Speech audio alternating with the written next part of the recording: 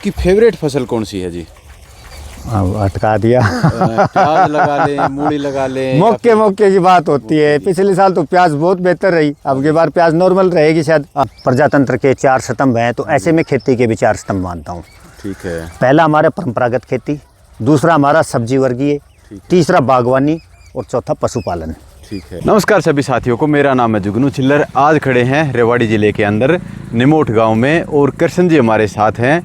इनका बहुत ही तगड़ा सिस्टम है। 15 से 18 किलो के अंदर ये खेती करते हैं, जिसमें से आधे के अंदर अपनी पारंपरिक फसलें लगाते हैं, जैसे कि इस सीज़न वाली बाजरा हो गया, कपास होगी। इसके अलावा अपने रबी सीज़न के अंदर गेहूँ सरसों होगी। इसके अलावा 8-9 एकड़ के अंदर ये सब्जी वर्गीय फसलें और फूल वर्गीय फसलें भी लगाते हैं। तो इन्होंने फ़िलहाल में कौन कौन सी फसलें लगा रखी हैं, सब्जी वर्गीय, फूल वर्गीय, और उनमें से कितनी क्या कुछ कमाई हो जाती है, इनके बारे में हम जानेंगे। और किस तरह से हम कौन सी खेती कर सकते हैं, किस टाइम पे कर सकते हैं। इनका लगभग 7-8 साल का एक्सपीरियंस है, उसके बेसिस पे हम इनसे जानकारी प्राप्त करेंगे। ये वीडियो आपके बहुत ज़्यादा काम आ सकती है अगर आप इस तरह की कोई भी खेती करना चाहते हैं। तो इस टाइम पे इनके पास अगेती और पछेती दोनों तरह की मूली है, इसके अलावा प्याज है, गाजर है और लगभग 4 एकड़ के अंदर गेंदा भी है इनके पास। तो इनके ऊपर ही स्पेशल ये वीडियो होने वाली है। इसके अलावा दूसरी भी सब्जी वर्गीय फसलों के बारे में हम बात करेंगे।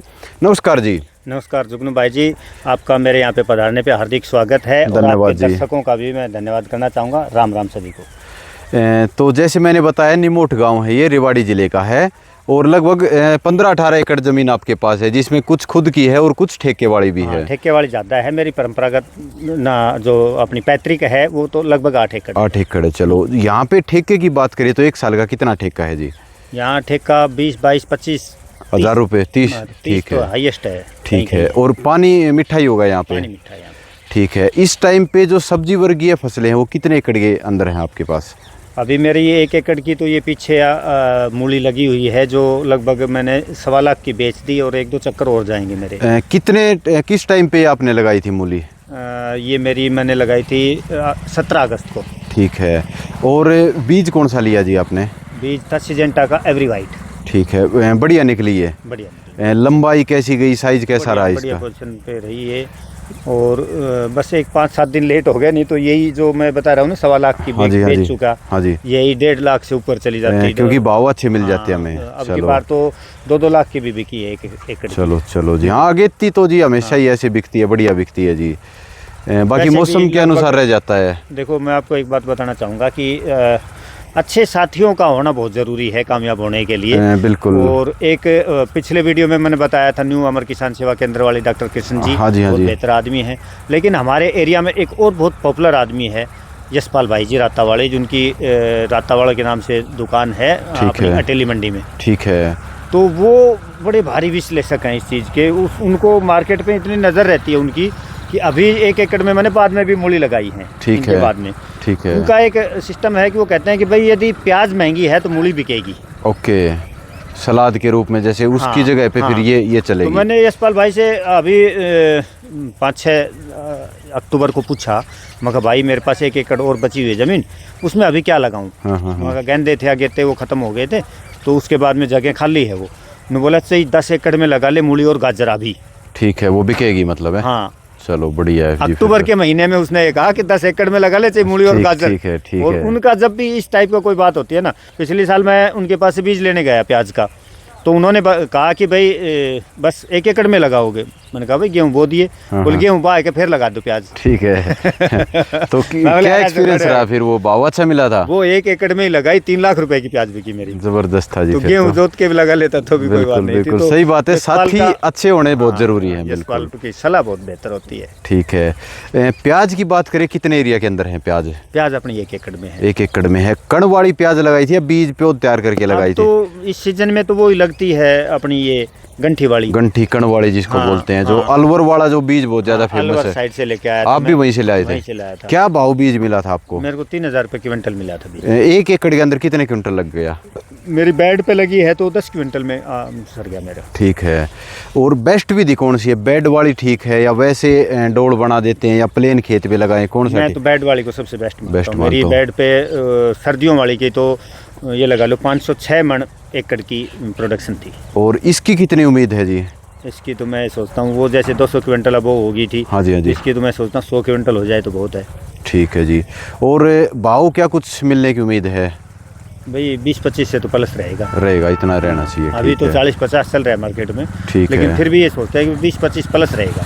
ठीक है, यानी कि 2-2.5 लाख रुपए का माल है यहाँ पे। अगर खर्चे की बात करें तो कितना खर्चा आ गया 1 एकड़ में अपना प्याज का? खर्चा भाई 30,000 का तो ये आ गया था, बीज आ गया था गंठी। ठीक है। और उसके बाद में ये लगा लो कि अपना 10,000 रुपये लगाई क्या खेत में लगाई का, और नला वगैरह का सारा खर्चा लगा के 50,000 रुपये खर्चा हो जाएगा इसमें। और जो मूली बताई आपने उसका कितना खर्चा हो जाता है 1 एकड़ का? मूली का खर्चा पढ़ाई सहित 20-25 हज़ार रुपये का है। ठीक है, मूली में ज़्यादा खर्चा नहीं है। ज़्यादा खर्चा नहीं है। हाँ, क्योंकि उसमें लगा के वो पेंडामेथलिन मार देते हैं तो नलाव का भी ज़्यादा चक्कर नहीं रहता उसमें। जैसे गाजर किस टाइम पे आपने लगाई थी? गाजर तो मेरी ये सितंबर की मेरे हिसाब से 15-17 तारीख के लगभग की लगी हुई है। ठीक है। और गाजर से क्या उम्मीद है आपको, कितनी क्या पैदावार मिल सकती है, कितना मुनाफा होगा? गाजर एवरेज बिक जाती है 1-1.25 लाख रुपए की हमारे यहाँ पे। एवरेज बताइए मैंने, 1.5 की भी बिक जाए, 2 की भी बेच दे कोई बंदा ज़्यादा बढ़िया हो। या खुद उखाड़ के? नहीं, उखाड़ के लेके जाते हैं। खुद ही लेके जाते हो? मंडी कौन सी लगाते हो फिर? गुड़गांव। जुगनू भाई मैं मोटा मोटी एक हिसाब बताना चाहूँगा आपको कि कभी बहुत बेहतर हो जाती है पोजीशन और कभी डाउन भी रह जाती है, लेकिन फिर भी मैं समझता हूँ कि एवरेज 1 लाख रुपए प्रति एकड़ के हिसाब से बचत आ जाती है। इस तरह की सब्जी वर्गीय फसल। आपकी फेवरेट फसल कौन सी है जी? अटका दिया। प्याज लगा ले, मूली लगा ले, मौके की बात होती है। पिछले साल तो प्याज बहुत बेहतर रही, अब की बार प्याज नॉर्मल रहेगी शायद। अभी तो रेट अच्छे हैं, लेकिन फिर भी इस सीजन की उस सीजन के प्याज में प्रोडक्शन में बहुत ज़्यादा फर्क होता है। ठीक है, हो सकता है बीज का बढ़िया का फर्क हो। पिछली बार वो थी टाकी कंपनी की थी कोई प्याज, तो उसकी तो जड़ें इतनी लंबी लंबी थी जड़ें, और साइज भी बढ़िया बना, बहुत बेहतर साइज। वो आधा किलो से ऊपर तक की भी प्याज थी उसमें। चलो जी, बढ़िया। भाव भी अच्छे मिलते हैं। हाँ, गाजर पिछली बार हमारी नॉर्मल थी, 1 लाख रुपए की बिक्री, टोटल 1 लाख रुपए की हुई। तो उसमें हमने सोचा कि भाई अपने 75-80 हज़ार रुपये बचे हैं। चलो ठीक है।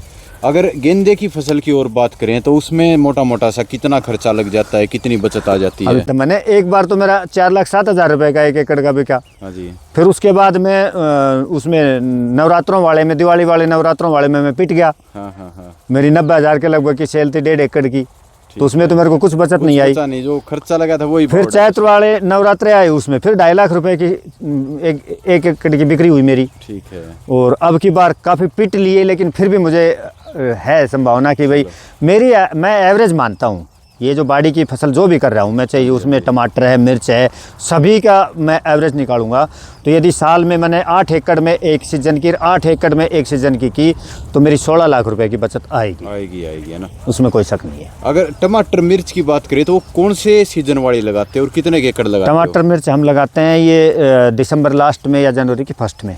टमाटर उस टाइम पे लगाओगे? हाँ, अब क्रॉप कवर लगा के। बीज डाल दिया होगा अब? नहीं, अभी नहीं डाले हैं। कितने दिन बाद डालोगे? वही 25 दिन 30 दिन पहले डालते हैं। ठीक है, जिस टाइम पे यानी कि। और मैंने तो अब एक और भी फार्मूला निकाल रखा है। मैं हालांकि आमतौर पे जो बढ़िया किसान हैं वो मेरे को इस मामले में कहते हैं कि भाई तू हल्का है इस जगह पे, मेरा हल्कापन मानते हैं वो, कि मैं सोचता हूँ कि मेरा जब खेत तैयार हो ना तो आसपास किसके पास प्योद तैयार है। अच्छा। अपने ट्रस्टेड बंदे हैं। एक यहाँ अटेली के पास है हेमराज भाई, और एक हाँसी है, ठीक है, नीतू सैनी जी, और खेतड़ी हैं सोनलाल जी। तो इनसे मैं संपर्क करता हूँ, जिसके पास बढ़िया वैरायटी मेरे को लगे, वो तैयार पौध हो, मैंने ज़मीन तैयार कर ली, लगा ली। वो लगा ले। 1-2 बार मेरे साथ ऐसा हुआ कि मैंने पौध डाल ली। हाँ जी। और मेरी ज़मीन तैयार नहीं हो पाई, फिर वो पौध बड़ी हो गई मेरी। बिल्कुल। तो वो मैंने नुकसान समझा उसमें। समझ गया। तो अभी पौध तैयार है ना, वो ले आते हो अपने बढ़िया जहाँ से भी लगे आपको। हाँ, जो अच्छी वैरायटी लगे। बिल्कुल। टमाटर में कितनी क्या बचत है 1 एकड़ की एवरेज सी मान के चले, पैदावार भी ठीक रह जाए, भाव भी ठीक मिले? टमाटर की जब हमने 5 साल पहले शुरुआत की तो हमारे पड़ोसी गाँव वाले बंदे ये कहते थे कि भाई मैंने 5 लाख रुपए का बेच दिया टमाटर। ठीक है।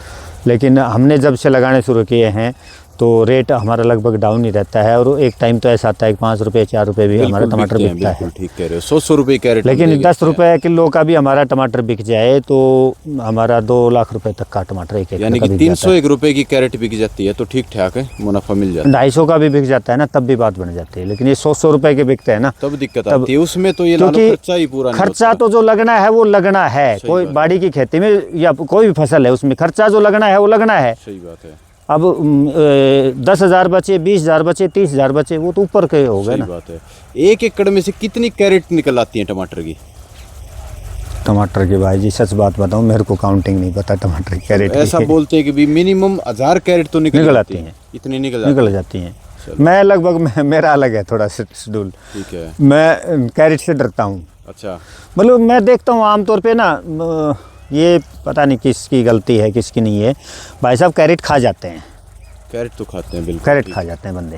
सही कह रहे हो। अब बताओ, जब 100 रुपये का कैरेट बिक रहा है और उस कैरेट को खा गए, सही बात है। 100 रुपये का कैरेट का क्या कुछ भी नहीं बता, हमें क्या मिला? ठीक कह रहे हो। लेकिन कभी कभी ऐसा भी होता है। मेरा एक जो पड़ोसी गांव से है चाचा उद्यमी राम, वो कहता है कृष्ण तू यहाँ पे हल्का है। अच्छा। आप कह रहे हो भी प्रोग्रेसिव फार्मर है, लेकिन मेरे से प्रोग्रेसिव और भी अच्छे बंदे भी हैं यहाँ पे, जिनको मैं अपना आदर्श मान के चलता हूँ। उद्यमी राम जी हैं, तो वो ये कहते हैं कि कृष्ण तेरा यदि तू 200 कैरेट भी खरीद ले, हाँ जी हाँ जी, तो तू पन्नी में बेचता है, मैं 15 किलो पन्नी पैक करके लेके जाता हूँ। हाँ। तो पन्नी में बेचता है, पन्नी में तेरा यदि 20 रुपये डाउन बिका प्रतिदिन, हाँ जी हाँ जी, तो ये तो है नहीं कि सीजन में तेरे एक दिन में 200 कैरेट खत्म हो जाएंगे। धीरे धीरे करके 200 कैरेट खत्म होंगे, तो बोला इतना तेरा पन्नी का रेट कम मिलता है तेरे को, तो कैरेट में बेचने में फायदा है। ठीक कह रहे हो।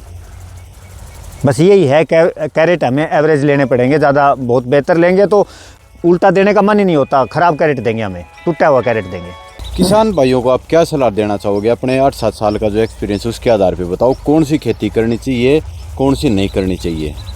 देखो, मैं आपको एक बात बताना चाहूँगा कि एरिया वाइज जिनमें खारा पानी है, कम मीठा पानी है, बढ़िया मीठा पानी है, रेतीली ज़मीन है या काली मिट्टी है, तो वो अपने हिसाब से वो लोग लगाएं कि भाई किस में प्याज बेहतर होती है, किस मिट्टी में टमाटर बेहतर होता है, तो उस हिसाब से अपनी मिट्टी पानी को समझते हुए और किसान बेहतर की कोशिश करें। पारंपरिक खेती करना ठीक रहेगा या फिर इस तरह की सब्जी वर्गीय?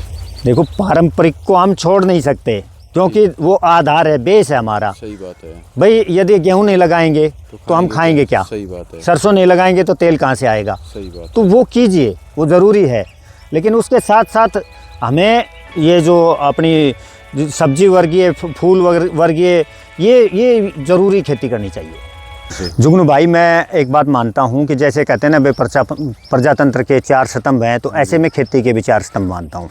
ठीक है। पहला हमारा परंपरागत खेती, दूसरा हमारा सब्जी वर्गीय, तीसरा बागवानी और चौथा पशुपालन। ठीक है। इन चारों का आपस में इतना रिलेशन है, इनको चारों को जो आदमी संभाल पाएगा ना, वो खाने पीने की हर तरह की बढ़िया से बढ़िया सुविधा ले पाएगा। सही कह रहे हो। मैं पशु भी पूरे रखता हूँ। मेरा गोबर का खाद ये लगा लो कि साल भर में 4 एकड़ का खाद तैयार होता है। अभी मेरे पास 2 देसी गायें हैं हरियाणा नस्ल की, और भैंस है, एक झोटड़ी है, छोटे पांडे बाछी वगैरह करके 8-10 पशु रखता हूँ मैं। ठीक है। तो 4 एकड़ का तो मेरा खाद वो हो जाता है, हर साल तैयार हो जाता है ना। और उसमें भैया अपने घर के लिए तो मैंने आम भी लगा रखे हैं, किन्नू भी लगा रखे हैं, और नींबू हैं। तो इस तरह से जो फलदार भी पौधे होने चाहिए, बेरी का भी है पेड़, बेरी का भी पेड़ है। हाँ, तो बागवानी भी ज़रूरी है। 5वीं एक और भी है, फॉरेस्ट्री।